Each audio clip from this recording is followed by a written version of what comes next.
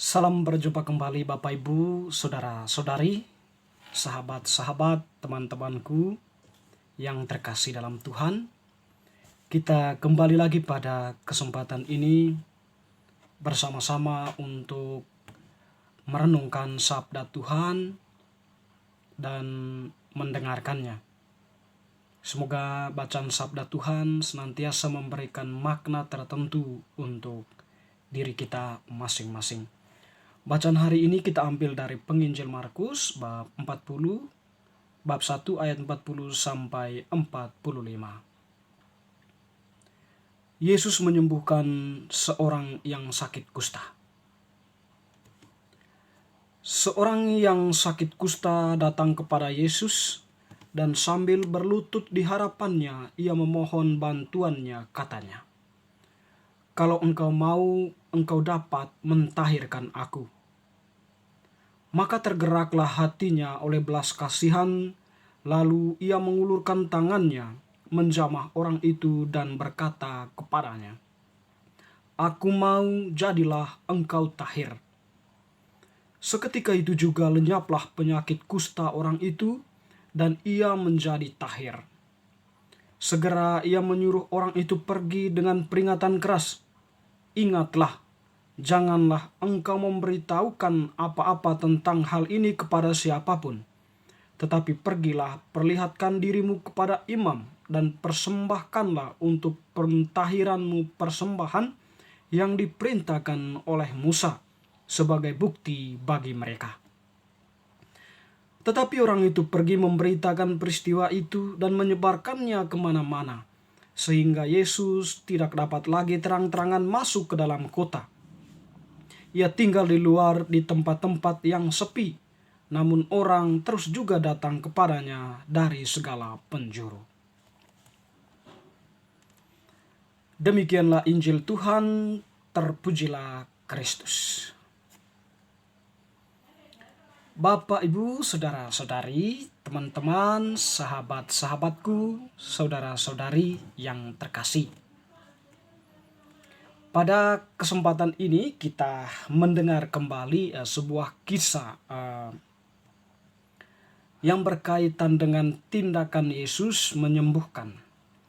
Pada hari ini penginjil Markus melukiskan bahwa orang yang disembuhkan oleh Yesus itu adalah seorang yang sakit kusta. Kita memahami bahwa orang yang sakit kusta itu adalah seorang yang dijauhkan dari masyarakat dan juga dari aktivitas-aktivitas keagamaan. Singkat kata, seorang kusta itu berada di luar garis sosial maupun relasi-relasi dalam keagamaan. Tentu hal ini membuat seorang yang mengalami sakit kusta itu sangat menderita, baik secara fisik maupun secara psikologi. Ketika seorang kusta berjumpa dengan Yesus, bagi dia itu merupakan suatu kesempatan untuk mengungkapkan apa yang menjadi kerinduan hatinya. Tetapi di dalam Injil tadi kita mendengar bahwa si kusta itu meminta kepada Tuhan dengan segala kerendahan hatinya, atau dengan segala harapan yang lahir dari kerinduan-kerinduannya selama ini, agar dia bisa kembali lagi menjadi seorang pribadi yang normal, diterima di dalam masyarakat maupun di dalam keagamaannya pada waktu itu. Sehingga ketika dia menjumpa Yesus, dia memohon bantuan Yesus dengan mengatakan bahwa, "Kalau engkau mau, engkau dapat mentahirkan aku." Teman-teman yang terkasih, sahabat-sahabatku, Bapak Ibu, Yesus menanggapi permohonan dari seorang yang sakit kusta tadi, bukan dengan langsung melakukan suatu tindakan penyembuhan, tetapi pertama-tama hati Tuhan tergerak oleh belas kasihannya. Jadi Yesus pertama-tama menanggapi permohonannya dengan rasa belas kasihan. Belas kasihan tentu kita tadi tahu bahwa belas kasihan karena orang yang sakit kusta itu memang orang-orang yang disendirikan, ya. Orang-orang yang benar-benar terisolir dari relasi sosial maupun relasi keagamaannya. Disitulah Yesus merasa belas kasihan kepadanya. Sehingga dalam kesempatan itu Tuhan mungkin berpikir bahwa saya harus menyelamatkan orang ini agar dia memang kembali lagi diterima di dalam relasi sosial maupun relasi keagamaannya. Sehingga pada waktu itulah Yesus mulai melakukan suatu tindakan penyembuhan, di mana Yesus mengatakan bahwa aku mau, jadilah engkau tahir. Ya. Aku mau, jadilah engkau tahir. Atau boleh mungkin sederhana kita bisa mengatakan, aku mau, jadilah engkau mengalami kesembuhan seperti yang engkau harapkan sendiri. Menarik teman-teman yang terkasih, seketika itu juga lenyaplah penyakit kusta orang itu. Ya. Lenyaplah penyakit kusta orang itu. Artinya bahwa setelah Yesus melakukan tindakan penyembuhan dengan kata-katanya tadi, orang tersebut langsung mengalami kesembuhan. Artinya suatu peristiwa yang luar biasa yang tidak bisa terjadi bagi orang-orang pada waktu itu, apalagi menyembuhkan seorang yang kusta. Tentu ini merupakan suatu berita yang sangat menggembirakan bagi si kusta. Suatu hidup yang baru yang dialaminya, di mana dia mengalami kembali kesembuhannya. Menarik teman-teman yang terkasih, setelah Yesus melakukan tindakan penyembuhan terhadap orang yang sakit kusta itu, di dalam tradisi Yahudi atau di dalam tradisi orang-orang pada waktu itu, setiap orang yang sudah mengalami kesembuhan dari penyakit yang dialaminya, secara khusus dalam konteks ini sakit kusta yang dialaminya, dia mempunyai kewajiban untuk melaporkan itu kepada para imam, ya. Lalu kemudian mempersembahkan persembahan untuk pentahiran sebagai bukti untuk para imam itu. Pengakuan dari para imam ini sangat menentukan seseorang untuk kembali ke dalam masyarakat dan juga diterima di dalam relasi-relasi keagamaan atau diperkenankan kembali untuk mengikuti berbagai prosesi-prosesi keagamaan yang ada pada waktu itu.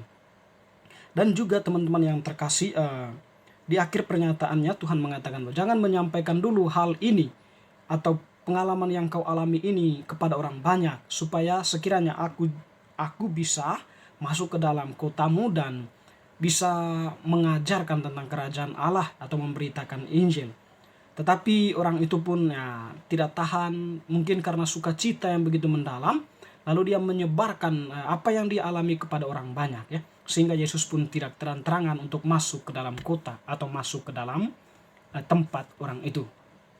Menarik teman-teman, yang kita petik dalam peristiwa ini atau dari pengalaman ini lebih pada suatu tindakan belas kasihan Allah, ya, bahwa Allah itu senantiasa menaruh belas kasihan kepada penderitaan manusia. Dan itu merupakan tujuan dari Yesus yang datang ke dunia ini, ya, untuk memberikan penghiburan, kekuatan, kesembuhan bagi setiap orang yang menderita, yang tentunya di sini mengarahkan hatinya kepada Tuhan, atau setiap orang yang mempunyai kerinduan untuk mengalami Tuhan dalam kehidupannya. Belajar dari orang yang sakit kusta ini, tentu ketika dia menyampaikan permohonan kepada Yesus, hatinya lah yang dipakai, ya, dengan segala keterbukaannya atau kerinduan hatinya untuk mengalami kesembuhan itu yang dikedepankannya, sehingga kekuatan hati itu membuat belas kasihan Allah itu mengalir bagi si kusta itu, ya, sehingga penyembuhan pun bisa terjadi. Artinya di sini Bapak, kontak antara manusia yang menderita, hati mereka yang terarah kepada Allah itu terjadi, ya. Itu terjadi sehingga muncul suatu fenomena baru, fakta baru, di mana si sakit kusta itu mengalami kesembuhan. Teman-teman yang terkasih, kita pun tentunya berada di dalam penderitaan hidup, ya. Mungkin penderitaan dalam konteks ini lebih pada pengalaman rohani kita, ataupun juga ya dalam pengalaman sosial kita, ya. Pengalaman rohani mungkin ya kita kurang mengalami Allah dalam kehidupan kita karena begitu banyak rencana-rencana manusiawi kita yang memang terarah kepada kepentingan duniawi, ya, yang terarah kepada kepentingan diri, kepentingan kelompok, yang membuat kita tidak mampu lagi untuk melihat kebenaran yang sesungguhnya, tidak mampu lagi untuk bertindak apa yang baik, ya. Kita terjebak di dalam kegelapan berpikir, kegelapan rasa, sehingga Tuhan pun tidak mampu hadir di sana. Tentu ini mungkin merupakan bagian dari penderitaan kita secara rohani, ya. Ya, bagaimanapun bahwa penderitaan secara rohani itu memang tentu tidak terlepas dari peristiwa-peristiwa atau pengalaman-pengalaman kehidupan kita yang terjebak di dalam kegelapan maupun kejahatan. Kalau dalam pengalaman sosial mungkin bahwa karena tindakan-tindakan kita yang tidak berkenan kepada sesama, ya mungkin ada tindakan kita yang menyimpang dari nilai-nilai atau norma-norma yang telah ditetapkan bersama di dalam kehidupan bersama, maka kita pun bisa dijauhkan atau dikucilkan dari kehidupan bersama. Tentu semuanya itu tidak terlepas dari apa yang kita sebut dengan pengalaman kejahatan atau pengalaman kegelapan. Tentu satu hal yang perlu ditekankan di sana bahwa Tuhan tak pernah meninggalkan kita ya. Tuhan senantiasa menaruh belas kasihannya kepada kita manusia yang menderita. Dan tentunya ketika kita berhadapan dengan pengalaman seperti itu, arahkanlah hati kita kepada Allah, agar sekiranya Allah mau membantu kita untuk mencari solusi yang terbaik, mencari jalan keluar yang terbaik, agar kita bisa keluar dari kesesakan-kesesakan rohani maupun kesesakan-kesesakan sosial yang menempatkan kita atau yang melemparkan kita dari sebuah relasi yang baik. Teman-teman yang terkasih, intinya adalah belas kasihan Allah itu mengalir untuk kita atau terjadi atas hidup kita kalau kita mengarahkan hati kita kepadanya. Semoga bacaan hari ini semakin meneguhkan iman kita kepada Allah, semakin meneguhkan harapan kita, dan juga semakin membuat kita semakin dekat dengan Dia sendiri. Semoga